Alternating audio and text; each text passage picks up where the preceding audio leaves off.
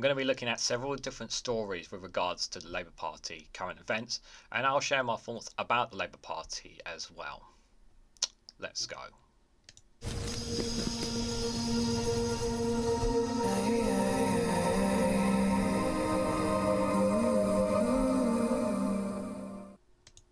Good morning, good afternoon, good evening, wherever you are in the world. This is REGANELITE here with a Snowflake special.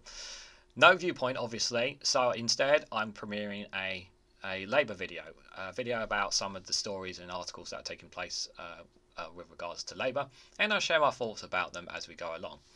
And the first one we want to start with is with Andy Burnham urges Labour to stick to its guns on the £28 billion climate pledge. Greater Manchester Mayor calls proposals and investment in the future after Keir Starmer hinted at a rollback. So we obviously want Labour to stick to this £28 billion climate pledge. There's also this argument that's coming from the Shadow Chancellor Rachel Reeves, is that obviously we have to do it within our needs. We don't know what the economy is going to be like, if we come into power and these kind of things. But we really, from a climate perspective, have really got to stick to investment in green energy. We really have to stick to it. And the current Conservative Party and its Prime Minister have been rolling back on climate stuff.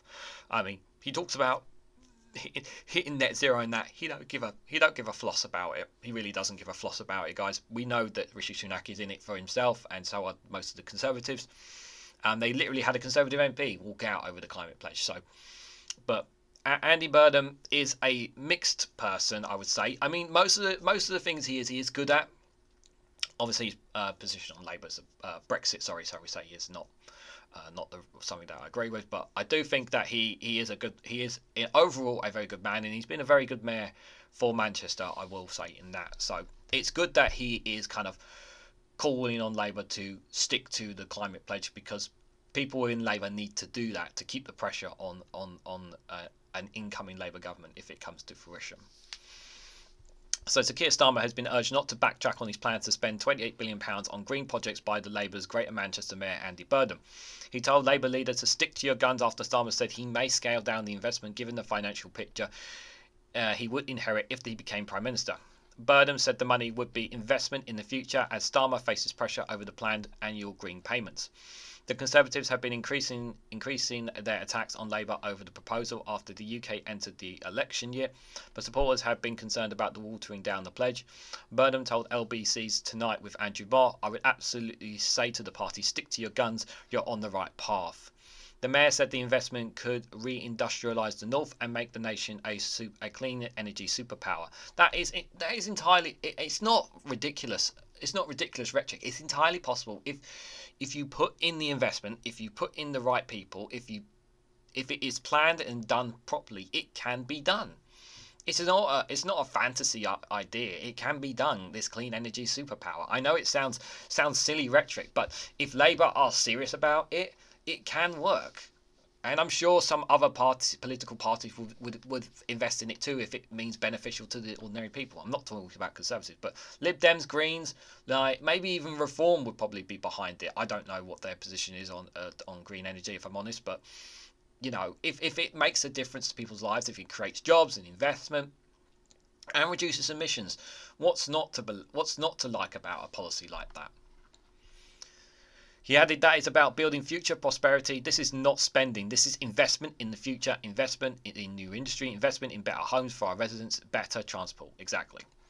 Burnham said the investment could be raised in similarity rather than spent up front, but warned that the more we delay, the more other governments will win the green race.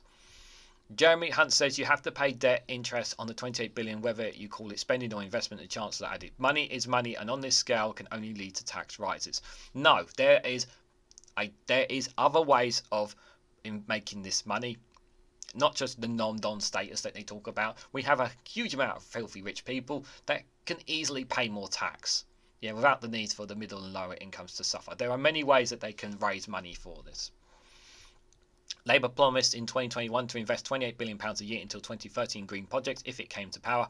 But last year, the Shadow Chancellor Rachel Reeves said it would instead be a target to work towards in the second half of the first Parliament should Labour win an election. Last week, Starmer described the policy as a confident ambition rather than a commitment, and he said ensuring Labour sticks to its physical rules, which includes making sure its debt is falling, which was more important than hitting the green spending target.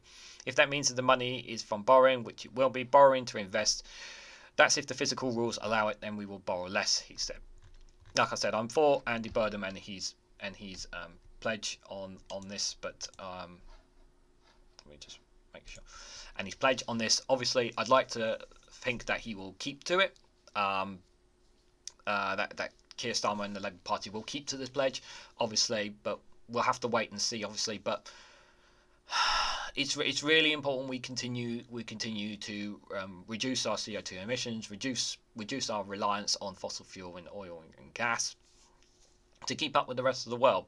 We have to do that. That is, we have to play our part in it. So I couldn't be more in agreement with Andy Burnham there. Now, one story that I'm really unhappy about is this one. I was not aware of this, and this really grinds my gears, guys. This one really infuriates me. So, HS2 Northern Leg not possible to do, says Sir Keir Starmer. He said his party will not revive the Northern Leg of HS2 if they win the next general election. Why? They need infrastructure up in the north. Infrastructure is needed. Why would they not do that? The long-term investment and job creation from this is massive. It's great. It would be great for the north if this was done. For him to say it's not possible to do, I call it nonsense. It can be done, and he's choosing not to. I've said before that if the land doesn't get sold before the next general election, Labour can revive the HS2. They can still pick up the HS2, and they just need to come up with a new plan, a new infrastructure and way of doing this, where it's not going to where it doesn't come to more borrowing or coming out of taxpayers' purse. Then there can be ways of doing this. But for him to kind of just straight out rule it out, this is big mistake here, because the north are suffering. There is so much infrastructure here in London and the outbounds of London, but it's nowhere near on the same. But places up in the north do not have the same levels. You know, we talk all about. I keep hearing all this time about people wanting to level up the north and all kind of things. HS2 was going to do that, and yes, of course, it was a sham about how much money has been wasted. But jeez Louise, you're going to let this go? In October, Prime Minister Rishi Sunak confirmed that the high-speed rail link between Birmingham and Manchester would not be built. The Labour leader says he can't stand here and commit to reversing the government's decision. Now, I know that he can't commit to reversing the government's decision because he doesn't know what the status of HS2 and its land will be if they win the next general election. I understand that. But ruling it out entirely is not the right thing either. Sir Keir told BBC North West tonight it is not possible to do HS2 as the government have blown the budget. Contracts are going to be cancelled, he said. He shouldn't say that. He should wait and see the situation when he is in power. He should not be ruling it out completely. That's a huge mistake. So obviously, guys, as a reminder, this is the map of HS2. And HS2 leg cancelled in 2021 between Leeds and East Midlands Parkway. Obviously, cancelled leg between Birmingham going up the way to Leeds as well. The Manchester to Crewe one is cancelled as well. The only one that's obviously looked like it's going to be happening is from London Euston to Burnham Interchange, obviously. But Sir Keir said it does not mean that we won't have a plan for transport in the North West desperately needed. He said Labour are committed to Northern Powerhouse Rail. I want that designed and built in the north, and therefore I'm talking to Andy Burnham and Steve Rotherham about what are the needs for the people in the northwest, so that the plan can actually deliver on what works for them, he added. He should not rule out HS2. He should not rule out this northern leg. He should still keep his options open on it.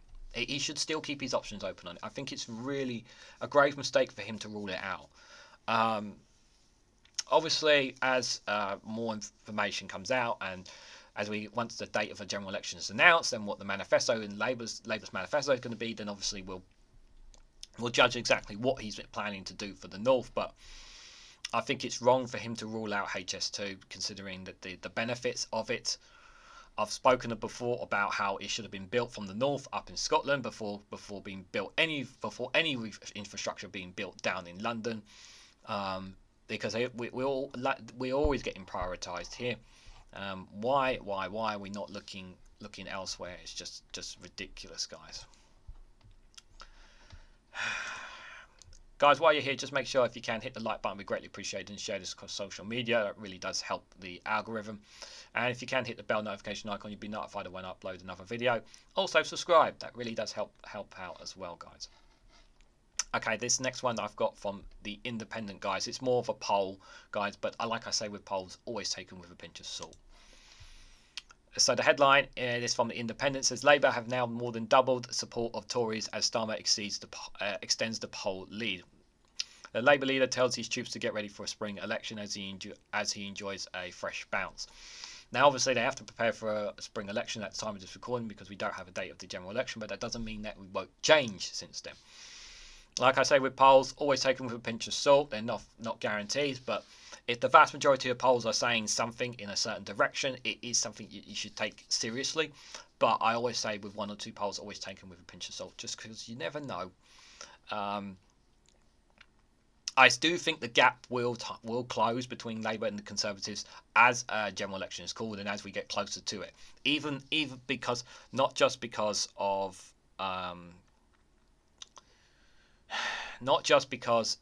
general election, but also the ramping up of misinformation, and misinformation will be coming in on Labour. The attacks on Labour will be very, very strong from the right wing, the Express, the Mail, the Telegraph. They're really going to throw the likes of GB News and Talk TV. They're going to really throw kitchen sink to really damage Labour, really hit them hard, and really tell people don't vote for this party. As opposed to telling them to vote Conservative, they're going to just try and damage Labour's reputation. So let's read into it. So Labour has increased its huge poll lead over the Conservatives, with the latest YouGov survey putting Sir Keir Starmer's party on more than double the support of the Tories. The opposition has received a 5-point poll bounce, increasing its lead over Rishi Sunak's party to mammoth 24 points. YouGov puts Labour on 46%, more than double Tory support on 22%. Sir Keir also has a big lead over Mr Sunak, who will make the best PM with 30% backing to 18%. It comes as Sir Keir's warning warns Labour MPs that the Tory Prime Minister could still call a surprise general election in the spring. Yeah, that's the thing. You just don't know what this man's going to do. The Labour leader has told his troops to get ready to campaigning within months, despite Mr Sunak saying he wanted to go to the polls later in the year. Speaking to his MPs at the Parliamentary Labour Party on Monday night, Sir Keir also warned the potentially dirty election campaign had vowed to fight with fire. Well, there's one more article we're going to be looking at where, he says that, but is he doing that? He has said, Sir Keir has said, in their desperation they will attempt anything. We will be prepared for any eventuality, ready to take them on whatever they find the courage to give the public a say. The Labour leader also said Mr Sunak's party would unleash a gauntlet of fear and doubt, arguing that the Tories know that belief that things can be better is their biggest threat. Sir Keir also made a joke about Mr Sunak meeting with former Number 10 strategic Dominic Cummings at a gathering in Parliament. We've even learned that he's trying to get his old gang back together by getting Dominic Cummings involved, he said. Sadly for Sunak, Cummings' eyesight seems to have improved enough that he can spot a car crash when it's presented to him, and he turned them down. Very good. That's a very good one. Mr Sunak raised the prospects of a lengthy and bitter campaign when he said last week that it was his working assumption that he would call an election in the second half of the year. Meanwhile, Labour will table a vote in Parliament on Tuesday calling for the release of documents relating to Mr Sunak's Rwanda deportation policy. The vote, which will be part of the humble address on the Opposition Day debate in Commons, will ask for any documentations to show the cost of the relocating individual asylum seeker to Rwanda, as well as a list of all payments being made to the contrary government.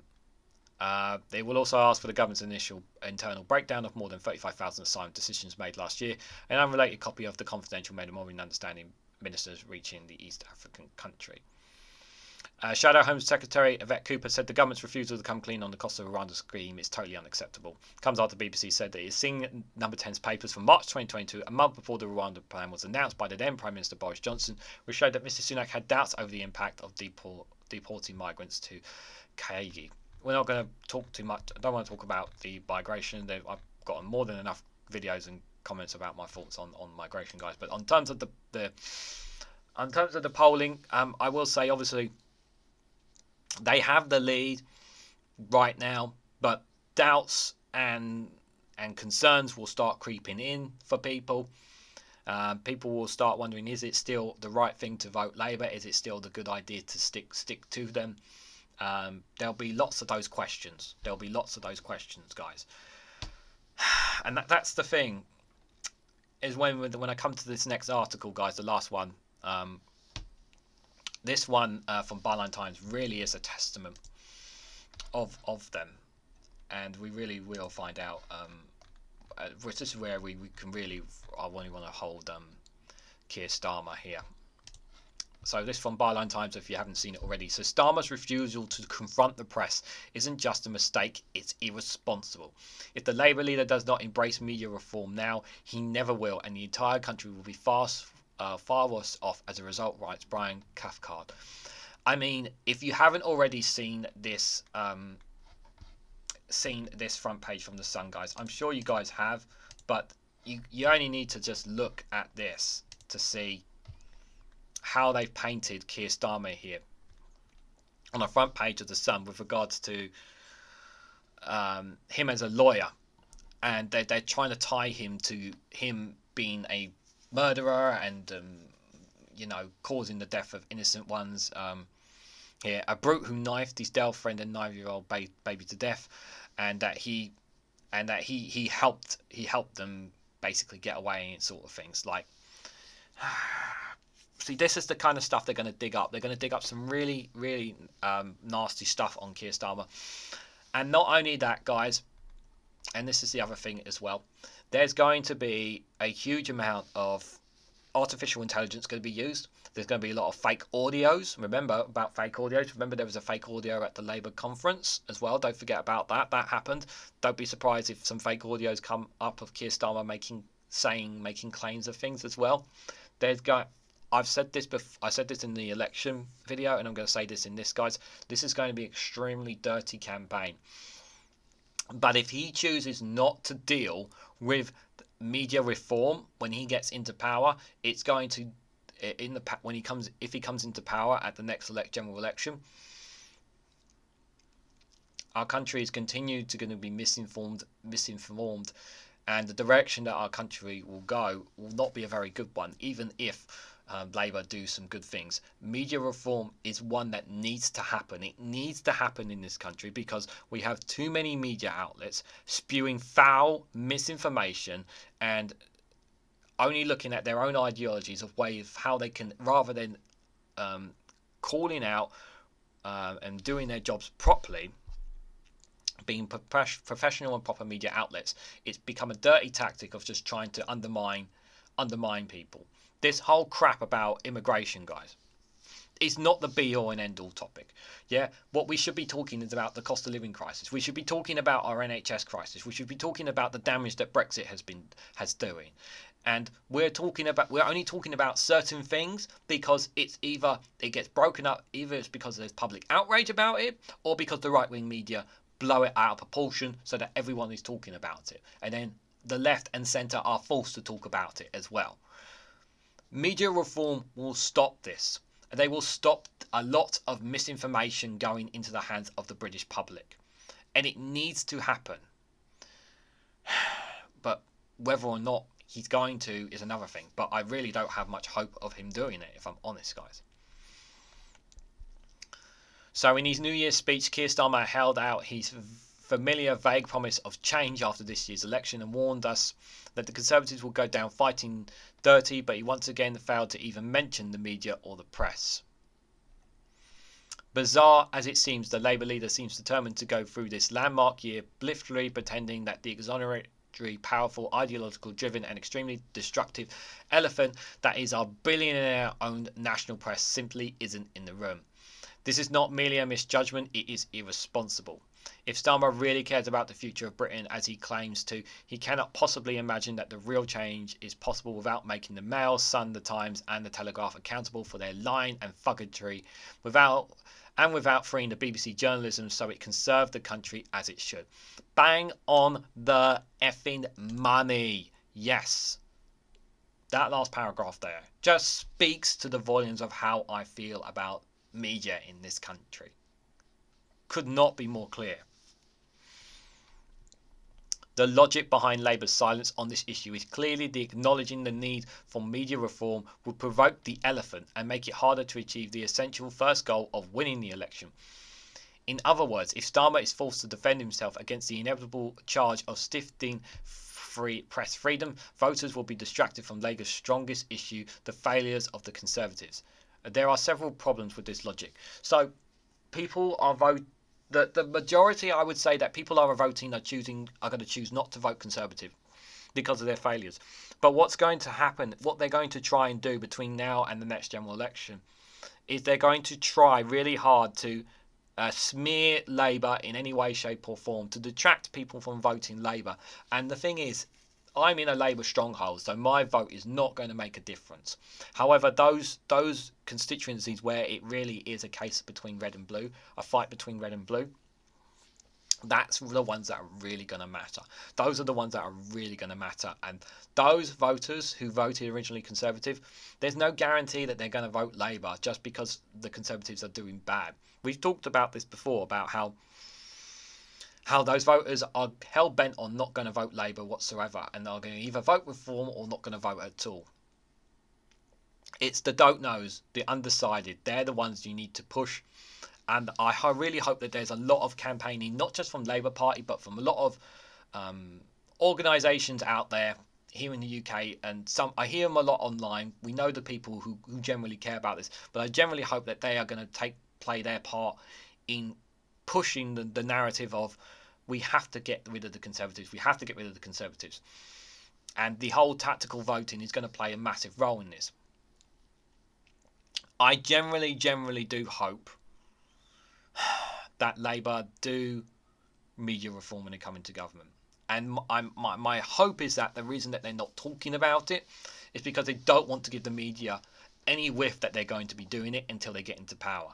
And if they do it when they get into power, if they get a majority and they get into power, the media are buggered. Their right wing are buggered, and they know they'll be buggered. And that's why they're scared, I think, of Labour. Not just the fact that they want to keep the Conservatives in power, but I do think a part of them is scared that Keir Starmer will come after them, and I hope he does go after them. I really hope he goes after the media when he comes into power.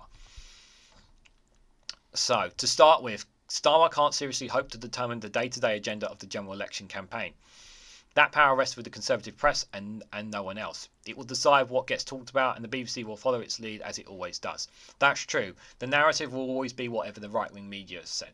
That's the thing, and they're just going to have... It's going to be a really dirty campaign. For sure, Labour will have a campaign media plan. It will give daily press conferences and put up shadow ministers to utter sound bites. But this is blowing smoke into a gale. I recall a hapless Remain campaign spokesperson after the Brexit defeat in 2016 describing how the papers ignored everything they put out, to the point where someone called from the Mail to ask them not to bother sending press releases because nobody there was even reading them. This is the thing as well. They need their social media campaign is crucial. And already I've seen some of their social media and it's crap. It really is crap. And that's where they're going to win a lot of heart and minds, will be on social media. Whoever are in their social media team, they really need to get some serious people in there, because they're not good enough. Like, there's some YouTubers here. There's some YouTubers that have got some great ideas. Whoever's doing their social media team is doing a crap job at the moment. In comparison to the Conservatives, I've seen some of the Conservative clips online, and they're actually, like, whatever you might, I mean, even though I absolutely despise the Conservatives, their videos are very appealing. They're very appealing, and they're very uplifting, and it can appeal to undecided voters. So social media is going to be a really key thing here. It's not so much about trying to break through the press, but it's also going to be about the door-to-doors, talking to ordinary people. It's going to be about the social media aspect, and if they don't get it right with that, they're definitely not going to win the general election. But what about the Mirror and the Guardian?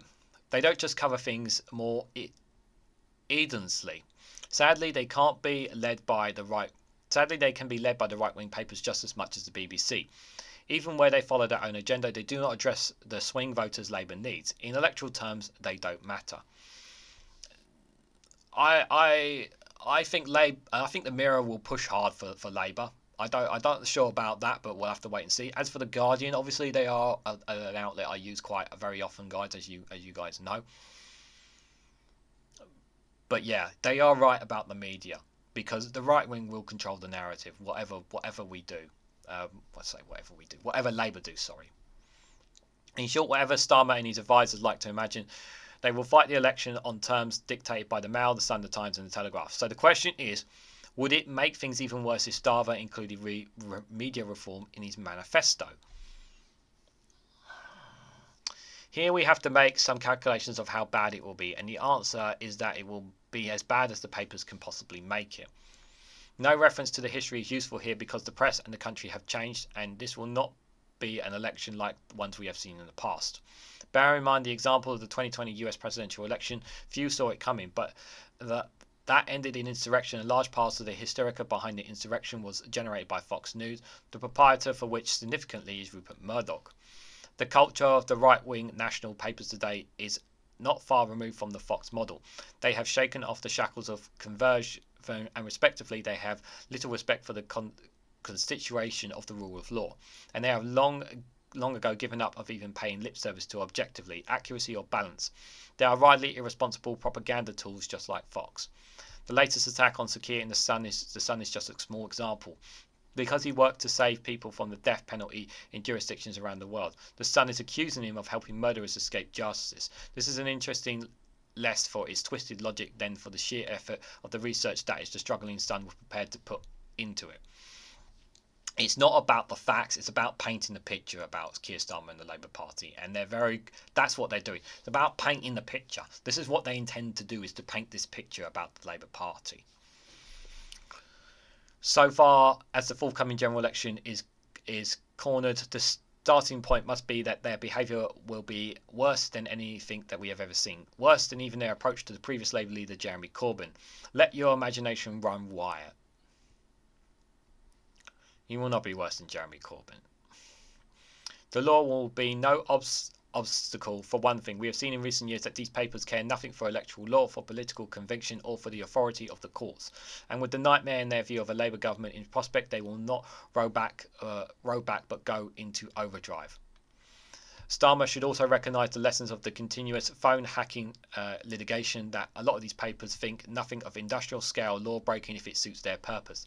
There is compelling, abject, feasible, contested evidence, for example, that long after unlawful practices were supposed to have ended, Murdoch's people hacked the phones that have spied on dozens of Labour and Liberal Democrat politicians, not only in pursuit of news stories but for political and commercial motives too. And we have seen that even when these laws break up to such activities, it is so weak and slow in responding to scarcely troubling the perpetrators. In his speech, Starmer warned about Conservative tactics in election year, but again, he is looking the wrong way. Nothing in the Tory party might do on its own could begin to match the whirlwind of destruction that the national press will bring upon Labour, the electoral process and the tradition of orderly transition of power. This is not to suggest that Starmer and Labour won't win, so Camelus have been in the past few years of Conservative government, for which the press bears so much blame that he probably can't lose now. Like I'm saying, guys, you should not jump to conclusions. This is not over. What tells us, however, is A, that these papers will not allow him to win without inflicting the maximum possible damage on him, his party and the country, and B, that pretending that Starmer currently does, that the UK has no press problem, will not stop that from happening. In the short term, therefore, his policy is misguided. There is also long-term consequences of his refusal to face facts. If he wins without promising media reform, we should not kid ourselves that he will then see about implementing them anyway. That is naive.